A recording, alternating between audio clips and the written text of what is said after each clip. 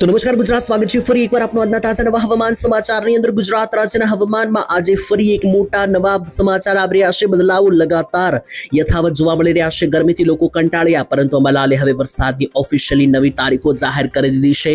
ગુજરાત ઉપર આવવા જઈ રહ્યો છે વરસાદનો નવો રાઉન્ડ, તારીખો લખી લેજો, જેના વિશે આજના આ મહત્વના અને કામના વિડીયોની અંદર આપણે વાત કરવાની છે। તેની વચ્ચે 14 તારીખ અને ગુરુવારના રોજ ગુજરાત રાજ્યના આખા દિવસનું હવામાન કેવું જોવા મળશે એ પણ જાણીશું આજના આ વિડીયોની અંદર। સાથે અંબાલાલ પટેલે ગુજરાત રાજ્યના હવામાનને લઈને પણ કેટલીક નવી માહિતી જાહેર કરી છે, તેના વિશે પણ સમજવાનું છે આજના વિડીયોમાં। ટૂંકમાં વિડીયો તમારા માટે ખૂબ જરૂરી, ખૂબ કામનો રહેવાનો છે, કારણ કે આજના વિડીયોની અંદર આપણે 3 થી 4 એવા મહત્વના મુદ્દાઓ જાણવાના છીએ, વાત કરવાની છે કે જેનાથી મિત્રો તમને જે છે તે પ્રોપર હવામાનની બધી માહિતી મળી જશે।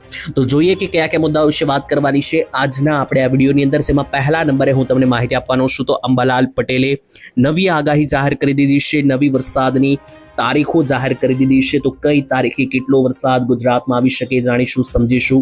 આ બીજા નંબરે મિત્રો આપણે આજના વિડીયોમાં હું વાવાઝોડા વિશે તમને માહિતી આપીશ। જે વાવાઝોડું બંગાળની ખાડીમાં બનવા જઈ રહ્યું હતું, તેની દિશાની અંદર એક મોટો વળાંક આવ્યો છે। વાવાઝોડાએ હવે એક નવી દિશા પકડી છે, તો એના વિશે પ્રોપર આપણે આજના વિડીયોમાં પ્રોપર ડિસ્કશન અને માહિતી જે છે તે હું તમને આપીશ। ત્યાર પછી ત્રીજા નંબરનો જે આપણો પોઈન્ટ રહેવાનો છે એ પણ ખૂબ કામનો રહેવાનો છે। ત્રીજા નંબરે આપણે જાણીશું કેટલાક નકશાઓ જાહેર કરવામાં આવ્યા છે હવામાન વિભાગ તરફથી, ચોમાસાને લઈને, ગરમીને લઈને અને આવનારા દિવસમાં હવામાનને લઈને એ નકશા જોશું। ત્યાર પછી ચોથા નંબરે આપણે સમજીશું તો વરસાદ કયા કયા ગામની અંદર આવી શકે, ગામના નામ સાથે કોઈ ગામના નામ અને તારીખ સાથેની માહિતી હું તમને આપીશ, જેથી કરીને તમને પણ ખ્યાલ આવે કે તમારા ગામમાં કોઈ વરસાદની મોટી માહિતી છે કે નહીં। અને ત્યાર પછી જે છે તે સૌથી છેલ્લે 5મા નંબરે હું તમને જણાવવાનો છું તો ચોમાસાની એન્ટ્રી ગુજરાત રાજ્યમાં કઈ તારીખે થશે તેને લઈને આજે એક નવી અપડેટ સામે આવી છે, અને ગરમીને લઈને પણ અપડેટ આવી રહી છે। તો બધી માહિતી સમજીએ એના પહેલા તમે આ ચેનલ શું માહિતી ગુજરાતની પર પહેલી વખત આવ્યા છો તો ચેનલને સબસ્ક્રાઇબ કરી લેજો, કારણ કે આ ચેનલ પર તમને આવા જ ઉપયોગી હવામાન સમાચાર તમારી જેમ દેશી ગુજરાતી સરળ ભાષામાં તમને જેવી રીતના જોઈએ છે એવી ભાષામાં મળી જશે। તો ચાલો મિત્રો, ટાઈમ બગડે વગર વિડીયોની શરૂઆત કરીએ। સૌથી પહેલા સમજીએ કે ગુજરાત રાજ્યના હવામાન ઉપર હવામાન વિભાગ અંબાલાલે જે નવી અપડેટ આપી છે તે મુજબ આગામી દિવસોમાં ગુજરાતનું હવામાન કેવું જોવા મળી શકે।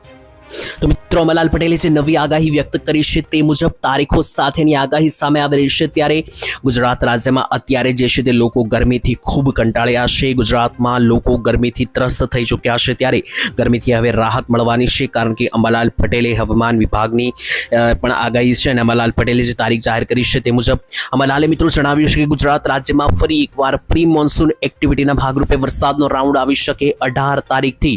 જે આ મિત્રો તારીખો તમારે લખી હોય તો લખી લેજો।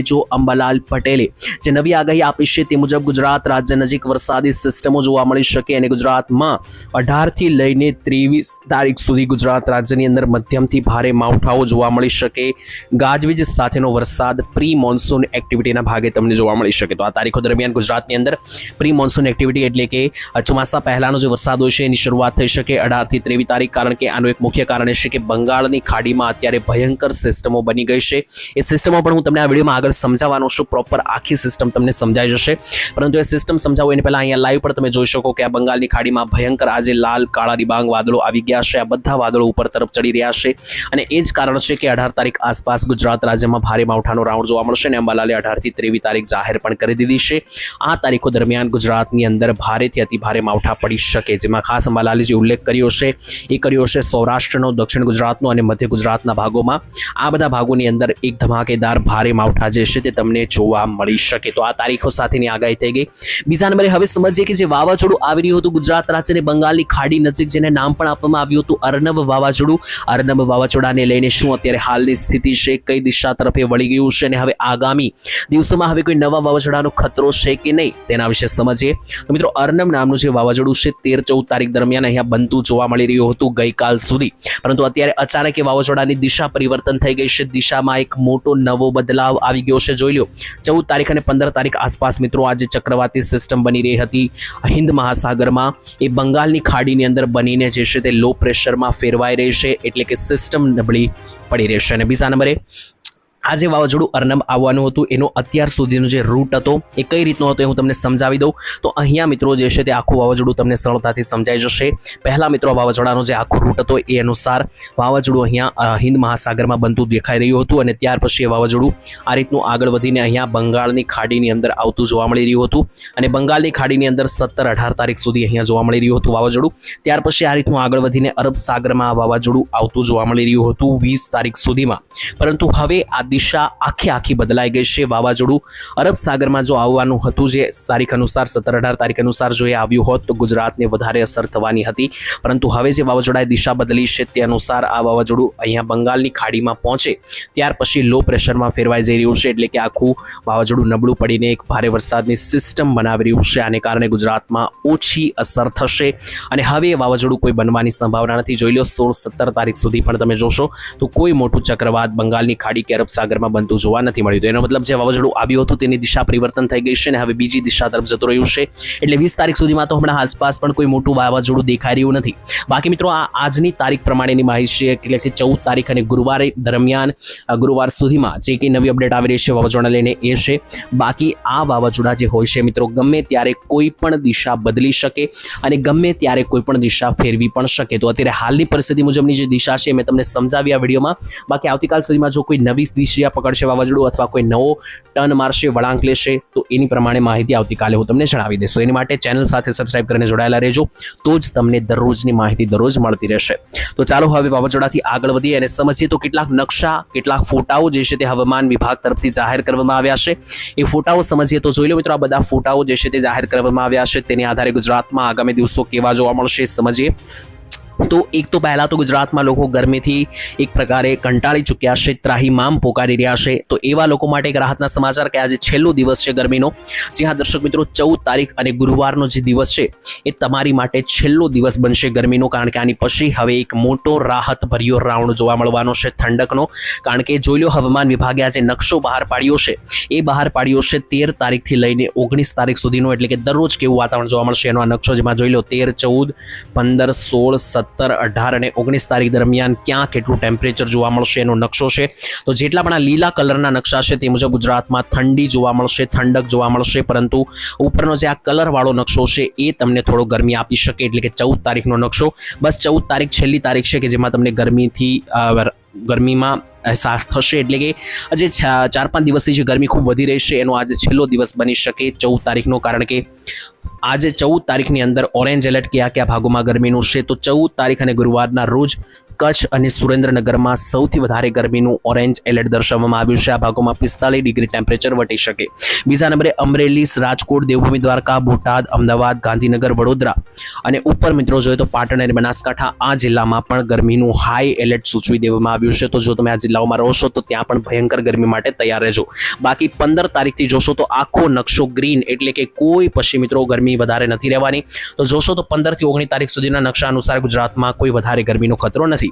ત્યાર પછી મિત્રો મહત્વની અપડેટ તો છેલ્લા ગરમીની વાત નીકળીશું તો ગઈકાલે ક્યાં કેટલું ટેમ્પરેચર જોવા મળ્યું ફટાફટ તમને સમજાવી દઉં તો તમને ખબર પડે કે કઈ જગ્યાએ કેટલું ડિગ્રી તાપમાન રહ્યું. દક્ષિણ ગુજરાતની અંદર સૌથી વધારે તાપમાન 42 ડિગ્રી, સુરતની અંદર, મધ્ય ગુજરાતમાં 44 ડિગ્રી તાપમાન રહ્યું, અમદાવાદ નજીક, ગાંધીનગર, ગોધરા, દાહોદ, ગાંધીનગર, મહીસાગર, વડોદરાના વિસ્તારોમાં, ઉત્તર ગુજરાતની અંદર બનાસકાંઠા, સાબરકાંઠા, પાટણની અંદર અને આસપાસના વિસ્તારોની અંદર 42 ડિગ્રી તાપમાન રહ્યું. સૌરાષ્ટ્રની અંદર 44 ડિગ્રી, સૌથી વધારે 44 ડિગ્રી તાપમાન સુરેન્દ્રનગરની અંદર અને અમરેલી જિલ્લામાં જોવા મળ્યું. કચ્છની અંદર પણ 42 ડિગ્રી ભુજ આસપાસ જોવા મળ્યું. તો આ તાપમાન થઈ ગયા ઓલમોસ્ટ 40 થી 42 ડિગ્રી રહ્યા છે. બાકી હવે વાત કરવાની છે મારે તમને આ ચોમાસાની વિશે, પરંતુ એ છેલ્લે રાખી વાત તેની પહેલા વરસાદને લઈને એક મહત્વપૂર્ણ અપડેટ આવી રહી છે એ સમજીએ. તો ઘણા બધા લોકોનો પ્રશ્ન હતો કે ગુજરાતમાં હાલ હમણાં કોઈ વરસાદની સંભાવના છે કે નહીં. તો મિત્રો ચાલો સિસ્ટમને આધારે સમજી લઈએ અને લાઈવ હું તમને દેખાડી દઉં સેટેલાઇટના માધ્યમથી કે સિસ્ટમો ક્યાં જોવા મળી રહી છે અને એના આધારે તમે વરસાદની ગણતરી કાઢી શકો. તો મિત્રો ગુજરાત ઉપર 2 મોટા ખતરા હતા અત્યાર સુધીમાં. એક ખતરો હતો બંગાળની ખાડીની સિસ્ટમનો અને બીજો ખતરો હતો વેસ્ટર્ન ડિસ્ટર્બન્સની સિસ્ટમનો. બંને સિસ્ટમો અત્યારે ગુજરાતથી હટી ગઈ છે, એટલે અત્યારે ખતરો શૂન્ય બન્યો છે. કઈ રીતે જોઈ લો, આ નકશાની અંદર ગુજરાત જે છે તે આપણું આ સર્કલની અંદર આવેલું છે અને એની ઉપરના ભાગમાં જોશો તો ઉપરના ભાગની અંદર આ જે સિસ્ટમ છે વેસ્ટર્ન ડિસ્ટર્બન્સની સિસ્ટમ હતી અને નીચેના ભાગમાં મિત્રો અહીંયા તમે જોશો તો નીચેના ભાગમાં પણ તમને એક સિસ્ટમ દેખાશે, આ બંગાળની ખાડીની સિસ્ટમ મિત્રો હતી. તો આ બંને સિસ્ટમનો ખતરો જે છે તે ગુજરાત ઉપર હતો, સિસ્ટમ નંબર 1 અને સિસ્ટમ નંબર 2. બંને સિસ્ટમ જોશો તો પહેલી જે સિસ્ટમ છે વેસ્ટર્ન ડિસ્ટર્બન્સની એ રાજસ્થાન ઉપર થઈને આ રીતની નીકળી ગઈ છે અને બીજી સિસ્ટમ મહારાષ્ટ્રથી યુપી સુધી આ રીતની નીકળી ગઈ છે અને વચ્ચે આપણું જે ગુજરાત રહેલું છે આ લીલા સર્કલમાં, ત્યાં કોઈ સિસ્ટમ પહોંચી શકી નથી. એનો મતલબ ગુજરાતમાં હમણાં કોઈ મોટી વરસાદની સંભાવના નથી. તો જે વરસાદની 15-16 તારીખે આગાહી હતી હવે 18 તારીખ આસપાસ જતી રહી છે, કારણ કે બંગાળની ખાડીથી વાદળો આવવામાં ટાઈમ લાગી શકે. તો એને આધારે હમણાં 15 થી 16 તારીખ દરમિયાન પણ કોઈ મોટી વરસાદની ગુજરાતમાં સંભાવના નથી. ત્યાર પછી જે છે તે માવઠા રૂપે જે વરસાદની આગાહી અંબાલાલે પણ કરી છે અને હવામાન વિભાગ તરફથી પણ જો કરવામાં આવશે તો આવનાર વિડીયોમાં ચોક્કસ આપણે વિડીયો બનાવીને તમને માહિતી આપીશું. તો આ વરસાદની વાત પણ અહીંયા કમ્પ્લીટ પૂર્ણ. હવે આપણે સમજીએ ચોમાસા 2026 ને લઈને શું આખો જે નકશો સામે આવ્યો છે. અથૈયા શેટ્ટી નામના જે હવામાન નિષ્ણાંત છે તેમના તરફથી આ નકશો બહાર પાડવામાં આવ્યો છે અને આ નકશો ખૂબ કામનો મિત્રો. એક નકશાના માધ્યમથી તમને આખું ચોમાસાનું સિસ્ટમ સમજાઈ જવાની છે. તો આ જે લાલ મિત્રો લાઈનો તમે વચ્ચે જોઈ રહ્યા છો એ ચોમાસું ગુજરાતમાં કઈ તારીખે પહોંચી શકે, ભારતમાં કયા કયા રાજ્યમાં કઈ તારીખે ચોમાસું પહોંચશે એની તારીખો લખેલી છે. તો સૌથી પહેલા ચોમાસું જે છે તે અંદમાન નિકોબાર ટાપુ પર 13 તારીખે પહોંચી ગયું છે, એટલે કે ગઈકાલે પહોંચી ગયું છે. બાકી ભારતની અંદર કેરળ ચોમાસું ક્યારે પહોંચશે તો જોઈ લો, કેરળ 1 જૂને ચોમાસું પહોંચતું જોવા મળી રહ્યું છે. તો ભારતની અંદર ચોમાસાની ઓફિશિયલ શરૂઆત 1 જૂને થશે કેરળની અંદર, અહીંયા દેખાઈ રહ્યું છે. ત્યાર પછી મહારાષ્ટ્રની અંદર ચોમાસું જે છે તે 5 જૂન આસપાસ તમને બેસતું જોવા મળશે મુંબઈ મહારાષ્ટ્રના ભાગોમાં. ત્યાર પછી સુરત ની લાગુના જે ગુજરાતના વિસ્તારો છે ત્યાં તમને 15 જૂન આસપાસ ચોમાસું જોવા મળવાનું છે. એટલે કે આપણે મેઇન હવે વાત કરીએ આ નકશાની અંદર માત્ર ગુજરાતની, કારણ કે આખા ભારતનો નકશો છે. ઝૂમ કરીને ગુજરાતની અપડેટ લઈએ તો મિત્રો આ ચોરસ ભાગની અંદર આપણું ગુજરાત રહેલું છે. આખો જે ચોરસ ભાગ છે એ આપણા ગુજરાતનો ભાગ છે. આની ઉપર જ આપણે નજર મારવાની છે. તો ગુજરાતમાં ચોમાસું 3 તબક્કે આગળ વધવાનું છે. પહેલા આ ચોમાસું આવશે તો એ આવશે આપણા ઉપરના જે વિસ્તારો છે એ વિસ્તારોની અંદર, એટલે કે જે મિત્રો પહેલા ચોમાસું જે છે તે નીચેના દક્ષિણ ગુજરાતના ભાગોમાં આવશે. એટલે કે 15 જૂને જે ચોમાસું શરૂ થશે એ મિત્રો તમને આ સુરત, વડોદરા, નવસારી આ બધા વિભાગોની અંદર જોવા મળશે. ત્યાર પછી જે ચોમાસું આવશે એ મિત્રો રાઉન્ડ જે રહેશે ગુજરાતને ધીમે ધીમે ઉપર ચડશે તો સૌરાષ્ટ્ર, મધ્ય ગુજરાત સુધી પહોંચશે ચોમાસું અને આમ જોતા 30 તારીખ સુધીમાં જે છે તે કચ્છમાં પણ ચોમાસું બેસી જશે. તો ચોમાસું ગુજરાતની અંદર 15 તારીખથી શરૂ થઈને 30 તારીખ સુધીની અંદર આખા ગુજરાતમાં ચોમાસાના વરસાદો પડી જશે. ઓલમોસ્ટ જોવા જઈએ તો 25 તારીખ સુધીમાં તો વાવણી પણ થઈ જશે. તો આ અપડેટ આજના નકશાને લઈને, બાકી નકશો ફરશે, અપડેટ ફરશે તો આવનાર વિડીયોમાં વાત કરીશું. ત્યારે આજ માટે આટલું રાખીએ. બાકી અમારા અનુભવને આધારે મેં તમને આગાહી આપી છે. ફરી એકવાર ડિસ્ક્લેમર આપી દઉં તો ઓફિશિયલ જો તમારે સાચી અને સચોટ માહિતી મેળવવી હોય તો હવામાન વિભાગની માહિતી જ માન્ય રાખવામાં આવશે. તો એ મિત્રો તમારે ચેક કરી લેવી. અમારા અનુભવને આધારે અમે વિડીયો બનાવતા હોઈએ છીએ. તો આજ માટે આટલું. ફરી એકવાર મળીશું. રજા આપશો. ધન્યવાદ. જય માતાજી, જય દ્વારકાધીશ.